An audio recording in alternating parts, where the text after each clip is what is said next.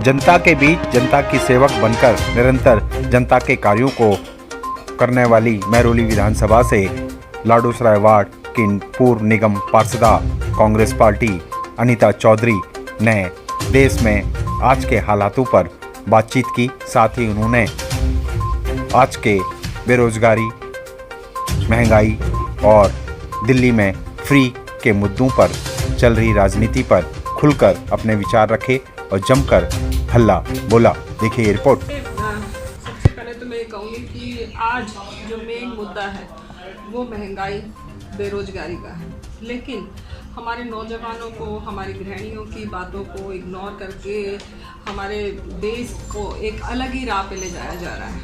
आप देखेंगे कि पिछले 7-8 साल से महंगाई अपनी चरम सीमा पे है। जो दाल आज से 1 साल पहले भी अगर हम लगाएं, जो दाल 100-125 रुपये की आती थी, ठीक है, मतलब वो इतनी महंगी हो गई है। और day by day petrol, diesel हर रोज़ कुछ पैसे करके ये बढ़ा देते हैं, ठीक है।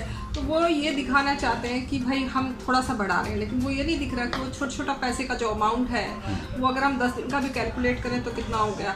आज 110, 100-110 के बीच में कई स्टेट में तो इससे भी ऊपर पेट्रोल डीजल का रेट बढ़ रहा है। और अगर आपको जाहिर सी बात है कि अगर डीजल बढ़ता है तो वो महंगाई सीधी हमारी किचन पे आती है। एक गृहिणी जो आम तौर पे 15 से 20 हज़ार का उसका किचन का खर्चा होता था, उसमें सिलेंडर, दाल, राशन, दूध सब कुछ, आज वो 20 से 25 हज़ार का चला गया। जो एक नॉर्मल आदमी है जो अपने परिवार को चलाता है, बच्चों की शिक्षा देखनी है, घर देखना है, रेंट देखना, बहुत सारी चीज़ें देखनी है, वो सारा बजट बिगड़ गया।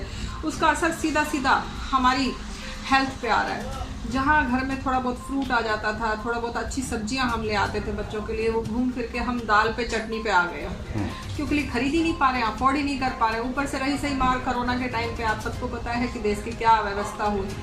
और बल्कि मैं तो ये कहूँगी कि अगर इसमें भी कोई अतिशयोक्ति नहीं होगी अगर मैं ऐसे कहूँ कि पहले नोटबंदी, फिर जीएसटी, फिर कोरोना और फिर अब ये महंगाई की मार, डे बाय डे कुछ ना कुछ ऐसा करता आ रहा है कि जो हम लोगों को एक चक्की में पीसने वाली हालत हो गई है। क्या लगता है क्यों महंगाई पे कंट्रोल नहीं किया जा रहा है? और अलग अलग मुद्दे जिस तरह से देश में आ रहे हैं, कांग्रेस हमेशा उसके खिलाफ आवाज़ उठाती है, आप लोग किस तरह से? देखिए, कांग्रेस ने तो हर समय हर मुद्दे पर अपनी आवाज़ उठाने की कोशिश की है, लेकिन हमारी आवाज़ को दबा दिया जा रहा है क्योंकि हमारी आवाज़ को सुना ही नहीं जा रहा। जो सबसे मेन मुद्दा इस वक्त है वो देश में बेरोजगारी और महंगाई का है, जबकि देश में धर्म की राजनीति चला दी गई है और हमारे बेरोजगार नौजवानों को धर्म विशेष से रिलेट कर दिया गया है कि उनको खाली बैठे, उनको मतलब ये नहीं बताया जा रहा कि आप डिग्री होल्डर हैं, आपको डिग्री मिल गई है, आप उनको काम दिया जाए। मोदी जी कहते थे कि हर साल 2 करोड़ रोजगार देंगे, वो 2 करोड़ रोजगार तो बहुत दूर की बात है, वो लगता है कि कोई सपने में ही हमने सुना होगा। वो दूसरा एक स्लोगन उन्होंने दिया था, आपको याद होगा 2014 में, बहुत हुई महंगाई की मार, अब की बार मोदी सरकार। मुझे लगता है कि वो बिल्कुल ही विपरीत था। ये कहना चाहिए बहुत हो गई कांग्रेस की सरकार, अब आते हैं महंगाई वाली सरकार।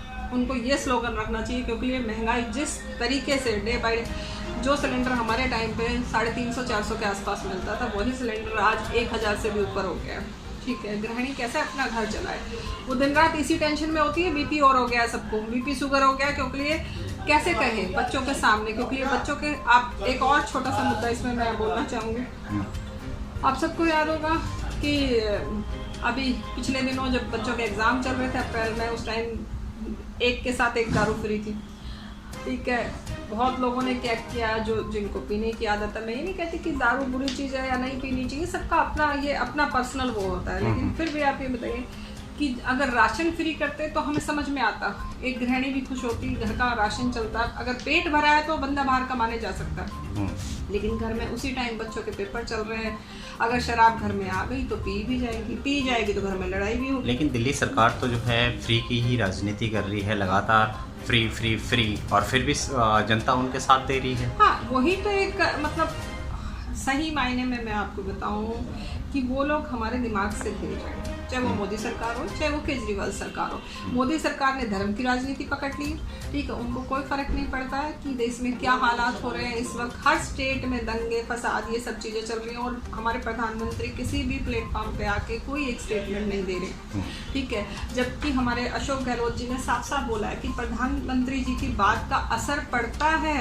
अगर प्रधानमंत्री जी किसी प्लेटफॉर्म पे आके कहें कि देश वालों आप शांति बना के रखो, इन मुद्दों को मत भटकाओ और इन मुद्दों पे मत करो, लेकिन उसके बावजूद भी प्रधानमंत्री जी को कोई फर्क नहीं पड़ रहा है कितने लोगों के साथ क्या क्या हो रहा है। उसके बाद आप आते हैं केजरीवाल सरकार पे, उन लोगों को तो सिर्फ ये फर्क पड़ता है कि हमें अपनी गवर्नमेंट बनानी है। पहले दिल्ली फिर पंजाब, हर जगह। पंजाब में जाके उन्होंने स्टेटमेंट दिया कि हम पंजाब को दारू मुक्त कर देंगे और उसी दौरान दिल्ली में एक के साथ एक फ्री दे रहे थे। लेकिन क्या लगता है जनता क्यों उनका साथ दे रही है? क्योंकि इतना विपक्ष उसका खिलाफ आवाज़ उठाता है, लेकिन फिर भी जो है जनता केजरीवाल के साथ है।